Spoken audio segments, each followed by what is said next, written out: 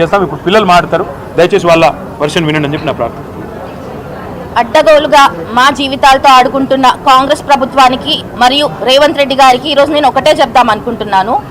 మేము గత ప్రభుత్వంలో మీ అంత హై క్లాస్గా ఉండకపోయినా ఇట్లా రోడ్ల మీద అయితే పడలేదు ఎప్పుడు.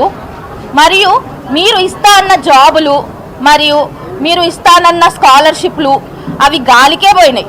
మా బతుకులతో ఇట్లా ఆడుకుంటున్నావు, నీకేం అధికారం ఉందని చెప్పేసి ఈరోజు నేను ప్రశ్నిస్తూ ఉన్నాను.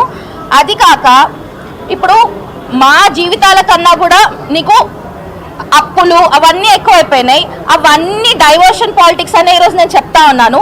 సరే అవే డిస్కస్ చేద్దామని చెప్పి వస్తూ ఉంటే పేపర్ మీద ఆన్ పాయింట్ పెట్టే దమ్ము లేని వాళ్ళే ఇట్లా అక్రమంగా అరెస్టులు చేస్తారని కూడా ఈరోజు నేను చెప్తా ఉన్నాను.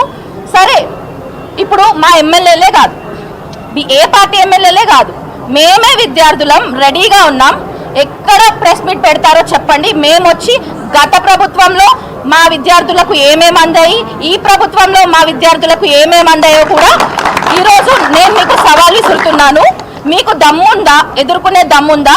మాకైతే ఉంది. మేము వస్తాం, ఎక్కడికి రమ్మన్నా వస్తాం. ఆడపిల్లలుగా ఈరోజు తెగించి చెప్తున్నాం, మా జీవితాల కోసం మేమే కొట్లాడుకుంటాం. నీకు మమ్మల్ని ఎదుర్కొనే దమ్ముంటే ప్లేస్, డేట్, టైము చెప్పు, మేము వచ్చి మాట్లాడతాం. నా పేరు మనీషా. నేను ఒక డిగ్రీ అయిపోయిన స్టూడెంట్ని.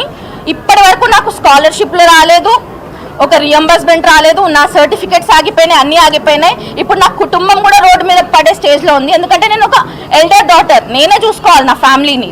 నేను కాకపోతే ఎవరు చూసుకోరు. సో నీ వల్ల నా కుటుంబం రోడ్డు మీద పడే స్థితిలోకి వచ్చింది.